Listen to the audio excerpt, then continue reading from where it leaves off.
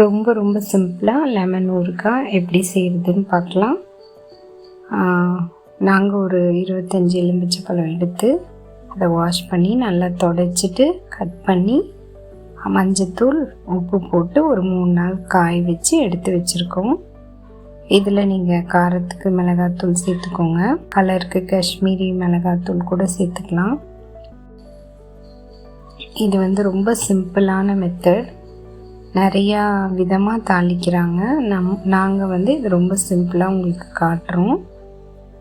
எவ்வளோ உங்களுக்கு காரம் தேவையோ அந்த அளவுக்கு நீங்கள் சேர்த்துக்கோங்க. ஒரு கடாயில் 1 ஸ்பூன் கடுகு, 1 ஸ்பூன் வெந்தயம் சேர்த்து நல்லா வறுத்திடுங்க. நல்லா ப்ரௌனாக நீங்கள் அதை வறுத்து எடுத்துடணும். அதுக்கப்புறம் அதை பொடி பண்ணி வச்சுக்கோங்க.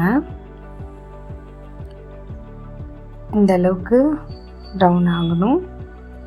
அடுத்தது நீங்கள் ஒரு கடாயில் எண்ணெய் ஊற்றி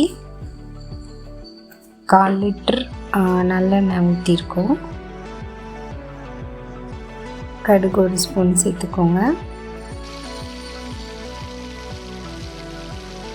கடுகு பொரிஞ்சதுக்கப்புறமா எடுத்து வச்ச கருவேப்பிலையை நீங்கள் சேர்த்துக்கலாம். ஸ்டவ் ஆஃப் பண்ணிவிட்டு அதுக்கப்புறம் நீங்கள் பெருங்காயத்தூள் ஆட் பண்ணிக்கோங்க.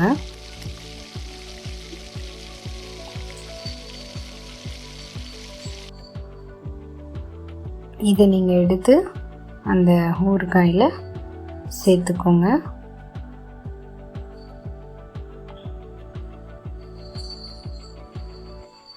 இது ரொம்ப சிம்பிளான மெத்தடு தான். இப்போ நீங்கள் இதை நல்லா கலந்து விடுங்க.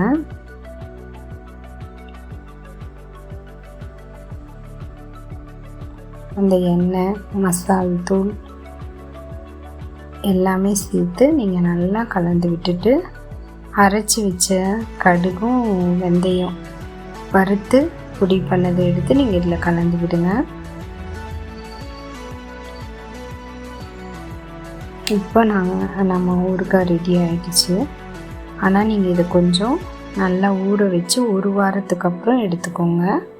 அப்போ தான் அதோட ரியல் டேஸ்ட் நமக்கு தெரியும்.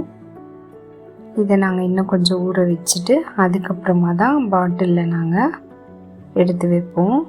ஊறுகாய் ரெடி. உங்களுக்கு பிடிச்சிருக்குன்னு நினைக்கிறேன். சப்ஸ்கிரைப் பண்ணுங்கள். தேங்க்யூ ஃபார் வாட்சிங்.